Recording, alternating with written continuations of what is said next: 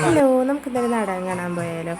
നാടകം കാണാൻ പോകാൻ നല്ല ഇൻട്രസ്റ്റ് ഉണ്ട് കേട്ടോ. കാരണം ഞാൻ ആദ്യമായിട്ടാണ് നാടകം കാണാൻ പോണത്.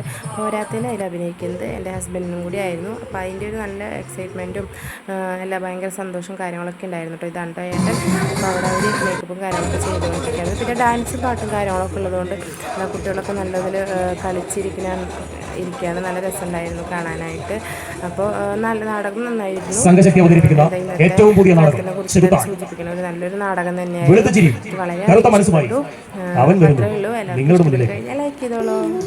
Thank you.